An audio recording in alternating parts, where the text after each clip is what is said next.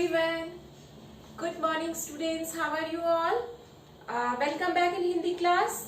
आज हम फिर से एक साथ इस क्लास में, इस लाइव क्लास तो नहीं कह सकते, बट इस वीडियो क्लास में हम मिले हैं और हमारा चैप्टर नंबर 8 चल रहा था जिसका नाम है ग्राम्य जीवन.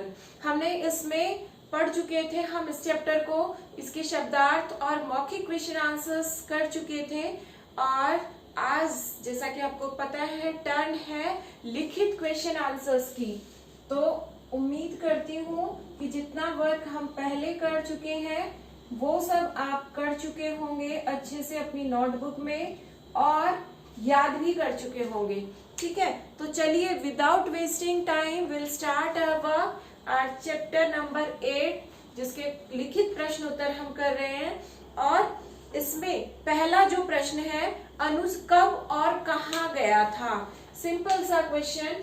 चैप्टर पढ़ाते समय भी मैंने लाइनें आपको बताई थी कि आपको ध्यान रखना है कि कहाँ से क्या क्वेश्चन बन सकता है. वहीं से क्वेश्चन बना. क्वेश्चन है कि अनुज कब और कहाँ गया था. ठीक है, तो प्रश्न नंबर 1 का उत्तर हो जाएगा कि अनुज गर्मी की छुट्टियों में, छुट्टियों शब्द में कंफ्यूज नहीं होना है. ध्यान से देखिए कैसे लिखा जाता है. छुट्टियों में अपने दादा दादी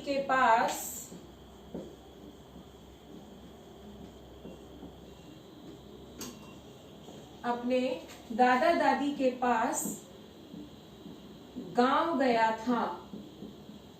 दो चीजें इंपॉर्टेंट. पहली कब गया और दूसरी कहाँ गया था. तो अनुज गर्मी की छुट्टियों में गया, ये तो कब का आंसर हो गया. और कहाँ गया, तो अपने दादा दादी के पास गांव गया था. गांव वर्ड ज्यादा इंपॉर्टेंट है. और गांव में कौन रहते हैं, तो दादा दादी रहते हैं. इसलिए हमने पूरा लिखा कि अनुज गर्मी की छुट्टियों में अपने दादा दादी के पास गांव गया था. अब अगला क्वेश्चन है, गांव के लोगों के स्वभाव के बारे में अनुज ने क्या लिखा है. बहुत सारी बातें अनुज ने गांव के लोगों के स्वभाव के बारे में बताई. वो लोग सीधे होते हैं, सरल होते हैं, सिंपल होते हैं, ईमानदार होते हैं, छल कपट नहीं होता है. तो हम इसे एक सेंटेंस की फॉर्म में हम लिखेंगे कि अनुज ने लिखा कि गांव के लोग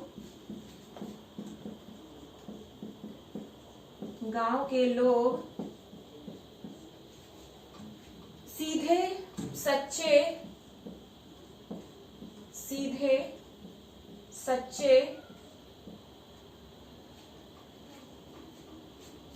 पवित्र तथा ईमानदार होते हैं.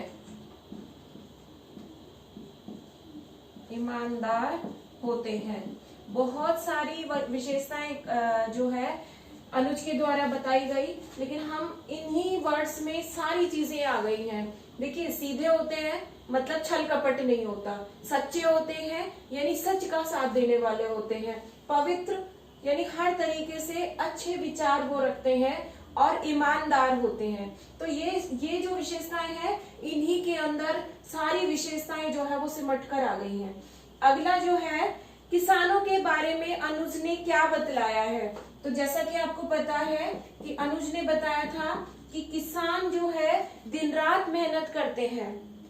सुबह उठते ही अपने खेतों की ओर वो प्रस्थान कर जाते हैं, अपने खेतों में काम करते हैं. लेकिन उन्हें सही जानकारी नहीं है और इस जानकारी के अभाव में वो लोग जो है उनको उतना मुनाफा नहीं मिल पाता है. तो यही बात अनुज ने बताई. तो हम लिखेंगे अनुज ने बतलाया कि. अब देखिए, बताई तो सारी ही चीजें थी, लेकिन हमने यहाँ लिखा बतलाया, यहाँ लिखा कि. ऐसा इसलिए जिस तरीके से क्वेश्चन पूछा जाता है आंसर उसी तरीके से दिया जाता है. इस क्वेश्चन में हमसे लिखा था कि अनुज ने पत्र में क्या लिखा कि गांव के लोगों के बारे में. तो लिखा हमने यहाँ पे. फिर अनुज ने क्या बतलाया, तो यहाँ पे हमने लिखा अनुज ने बतलाया. अनुज ने बतलाया कि किसान दिन रात मेहनत करके किसान दिन रात मेहनत करके अनाज पैदा करते हैं। मेहनत करके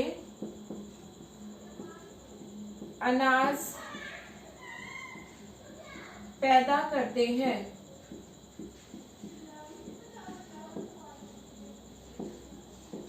दिन रात मेहनत करके अनाज पैदा करते हैं, लेकिन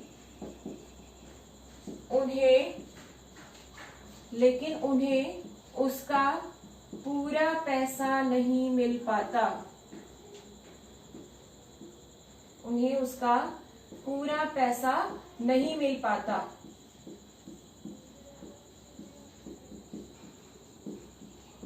तो ये एक तरह से एक जो समस्या हमने देखी गांव में, उसी में से एक है कि दिन रात मेहनत करके किसान अनाज तो पैदा करता है, लेकिन उसे उसका पूरा पैसा नहीं मिलता। ऐसा क्यों होता है? क्योंकि उसे पूरी जानकारी नहीं होती है, और जानकारी के अभाव में फिर उसे पूरा पैसा नहीं मिलता है। और लास्ट क्वेश्चन रहेगा लिखित क्वेश्चन आंसर्स में, क्वेश्चन नंबर 4। यहाँ तक आप लोग इसका स्क्रीनशॉट ले लें, और उसके बाद अगला क्वेश्चन हम करेंगे।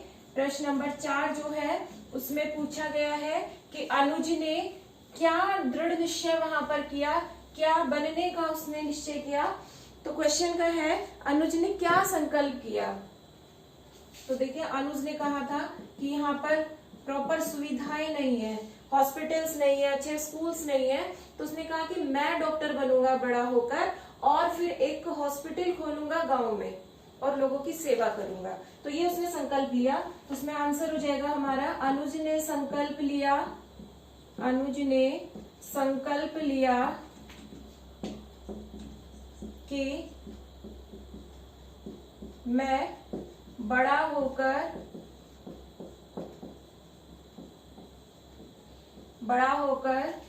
डॉक्टर बनूंगा। डॉक्टर शब्द फिर से कह रही हूं, ध्यान रखे, डॉक्टर है, चंद्र लगेगा, बिंदु नहीं लगेगा।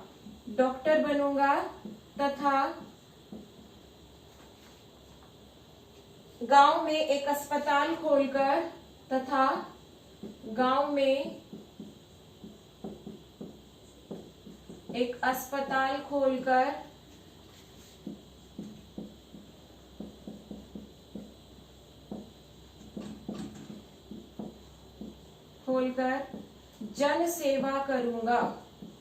जन सेवा करूंगा या कहे लोगों की सेवा करूंगा।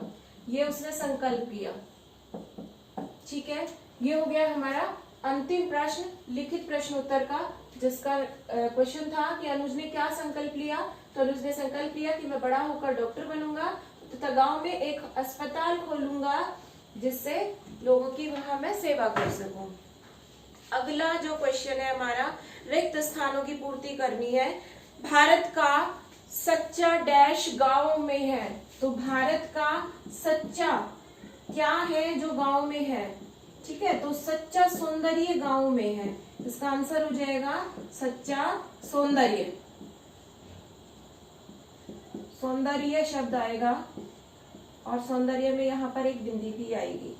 उसके बाद अगला जो है, गांव के लोग अधिक पैसा डैश में व्यय नहीं करते हैं। तो लाइन आई थी यहाँ पर, व्यर्थ में व्यय नहीं करते हैं, यानी बेकार में खर्च नहीं करते हैं। जरूरत जहां पर होती है वहां खर्च करते हैं, लेकिन बेकार में अननेसेसरी वेस्ट नहीं करते हैं। फिर है, शहर में डैश का जंगल बिछा है।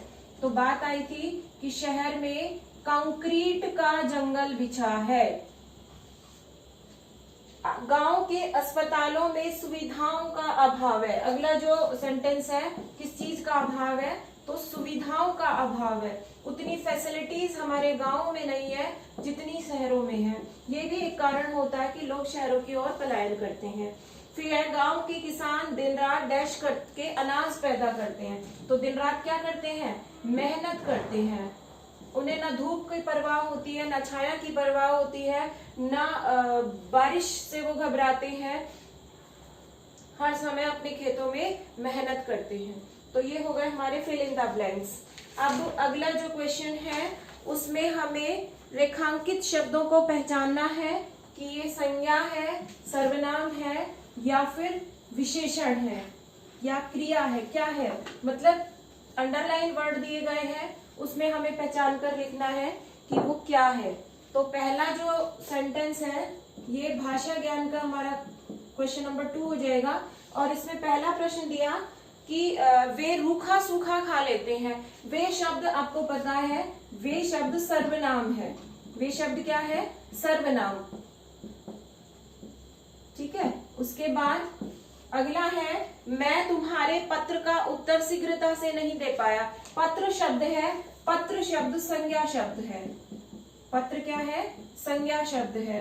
उसके बाद नेक्स्ट है, भारत गांव में बसता है, तो भारत शब्द भी क्या है? संज्ञा है। नेक्स्ट,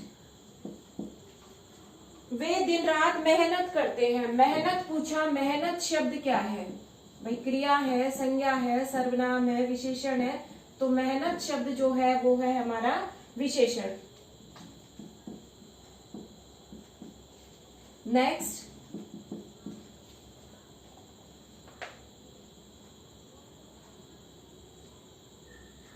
मैं उनकी सेवा करूंगा। करूंगा शब्द पूछा, तो करूंगा जो शब्द है वो हो जाएगा हमारा क्रिया। करूंगा क्या हो जाएगा? क्रिया। And the last one is ईमानदार। ईमानदार शब्द, वे लोग ईमानदार होते हैं, तो ईमानदार शब्द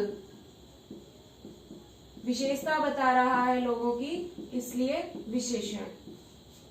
ठीक है। ये हो गए हमारे संज्ञा, सर्वनाम, विशेषण क्या है ये हमने देखा। अब है विशेष्य। हमें मैच करने हैं विशेषण और विशेष्य को। प्रश्न नंबर 3 में हमें एक साइड विशेषण दे रखे हैं, एक साइड विशेष्य दिए हुए हैं, जिनकी विशेषता बताई जा रही है वो विशेष्य होते हैं और विशेषता विशेषण कहलाती है। तो हमें इनको मैच करना है। पहला शब्द है मेहनती। आप लोग लाइन ना इसके साथ लगाएं, बल्कि इसके साथ आप वर्ड लिखेंगे। मेहनती आपकी बुक में लिखा ही हुआ है, उसी के सामने आप लिख देंगे उसका राइट क्या इसमें से होगा। तो मेहनती किसान हो जाएगा।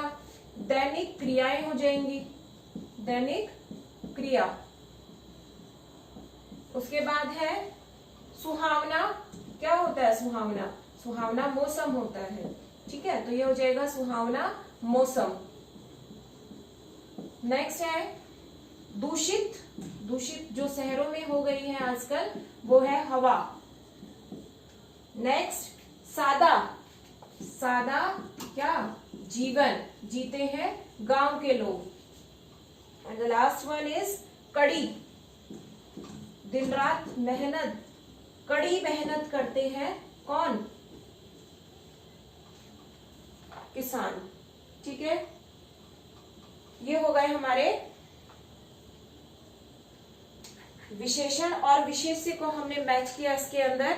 अगला प्रश्न, प्रश्न नंबर 4 हमसे विलोम शब्द लिखने के लिए कहा गया। इसमें हम दिए गए शब्दों के विलोम शब्द लिखेंगे। देखिए, पहला शब्द दिया गया व्यय। व्यय का मतलब होता है खर्च। ठीक है, तो व्यय का विलोम शब्द क्या हो जाएगा? अपव्यय। नेक्स्ट ग्रामीण। ग्रामीण गांव में रहने वाले, विलोम शब्द क्या हो जाएगा? शहरी। जो शहर में रहते हैं वो शहरी। फिर है पवित्र। पवित्र का विलोम शब्द ए लगकर ही बन जाएगा अपवित्र। जो शुद्ध है वो पवित्र, जो अशुद्ध है वो अपवित्र। उसके बाद है ईमानदार। अगला शब्द हमारा ईमानदार। तो ईमानदार का हो जाएगा बेईमान, जो जिसमें सच्चाई नहीं है, झूठ बोलना, इस तरह के जिसके अंदर भाव होते हैं वो बेईमान कहलाता है। उसके बाद है उचित। जो सही हो वो उचित होता है, और जो सही नहीं हो उसे हम अनुचित कहते हैं। ये हो गया अनुचित। And the last one is सूर्योदय। सूरज जब उगता है वो समय कहलाता है सूर्योदय, और सूर्य का छिपना कहलाएगा सूर्यास्त।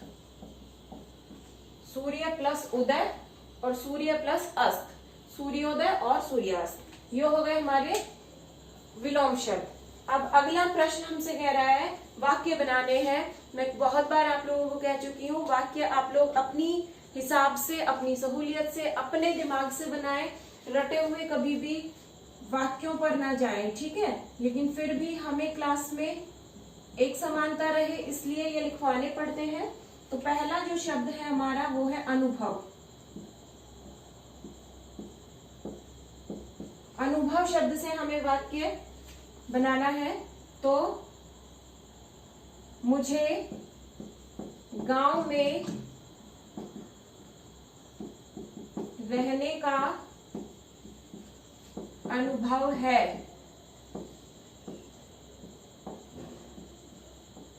अनुभव है, तो ये बन गया हमारा अनुभव से वाक्य। अगला आनंद। आनंद शब्द से हमें वाक्य बनाना है। आनंद मतलब खुशी। तो मुझे गांव में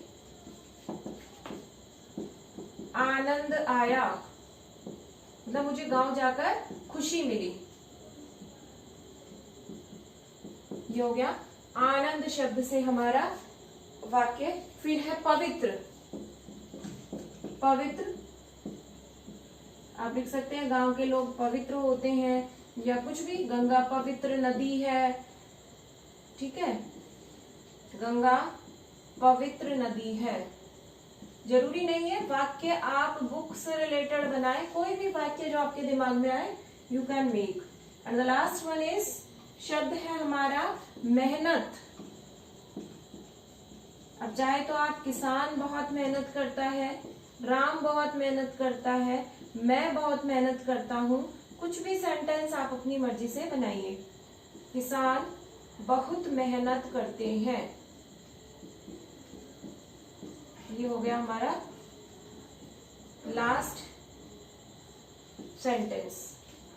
और अंतिम जो प्रश्न है एमसीक्यू से रिलेटेड है, इसमें हमें राइट आंसर जो है वो लिखना है। पहला है द्रवित शब्द बना है। द्रवित शब्द किन दो शब्दों के मेल से बना है? तो द्रवित जो शब्द है वो दो शब्द है, द्रव प्लस इत। द्रव प्लस इत, यहां लिख रही हूं मैं ये प्रश्न नंबर 6। तो इसमें क जो पार्ट है द्रव प्लस इत, ये हमारा राइट ऑप्शन है। और ऑप्शन है ये थर्ड वाला, थर्ड ऑप्शन राइट है। द्रव प्लस इत से शब्द बनता है द्रवित। उसके बाद है इनमें से स्त्रीलिंग शब्द कौन सा है? आप जब भी किसी सेंटेंस का शब्द का सेंटेंस में यूज करके देखेंगे तो आपको पता चल जाएगा कि वो स्त्रीलिंग है या पुल्लिंग है। जैसे मेरी शिक्षा गांव में हुई। अब मेरी शिक्षा, हमने ये तो नहीं बोला ना मेरा शिक्षा। अगर मेरी बोला इसका मतलब ये स्त्रीलिंग शब्द है। मेरा विचार, अब विचार में मेरा लगाया हमने, इसका मतलब विचार पुल्लिंग शब्द है। और बड़ा जंगल या फिर बड़ी जंगल, बड़ा जंगल, इसका मतलब जंगल और विचार शब्द पुल्लिंग है, लेकिन शिक्षा शब्द जो है वो स्त्रीलिंग है। तो यहाँ आंसर हो गया हमारा शिक्षा। एंड द लास्ट वन, चिड़िया के समानार्थी शब्द। चिड़िया के समानार्थी जो शब्द है, देखिए इनमें से जो शब्द होंगे वो होंगे हमारे विहग और पक्षी। विहग और पक्षी। मैना, गोरैया, ये तो पक्षियों के नाम हो गए। मैना हो गई, गोरैया हो गई, ठीक है। तो ये तो पक्षियों के नाम हो गए। फिर है खग। खग पक्षी को कहते हैं, लेकिन पंख बॉडी पार्ट हो गया पक्षियों का। तो जो थर्ड ऑप्शन है विहग और पक्षी, ये दोनों ऑप्शन राइट है। तो थर्ड ऑप्शन हमारा राइट हो जाएगा, जिसका नाम हो गया विहग और पक्षी। सॉरी, मैंने विहग शब्द में थोड़ी सी मिस्टेक की, आप इसे ठीक करें। विहग और पक्षी, ठीक है। इसी के साथ हमारा चैप्टर 8 जो है वो कंप्लीट हो गया है। और न केवल चैप्टर 8 कंप्लीट हो गया है, बल्कि हमारा मिड टर्म का जो सिलेबस है इस बुक का, मेधा बुक का, वो भी कंप्लीट हो गया है। अब हमारी नेक्स्ट टर्न रहेगी, उसमें हम ग्रामर के जो हमारे चैप्टर्स रह रहे हैं अभी, वो हम कंप्लीट करेंगे। तो अब आपके काम रह गया कि आप इन चैप्टर्स को बार बार रिवाइज करें, बार बार वीडियोस को देखें। वीडियोस से गो थ्रू होंगे तो आपको चीजें और अच्छे से समझ में आती जाएंगी, ठीक है। तो आप अपना ध्यान रखें, पढ़ते रहें और वीडियो को लाइक एंड शेयर करना ना भूलें। Bye bye.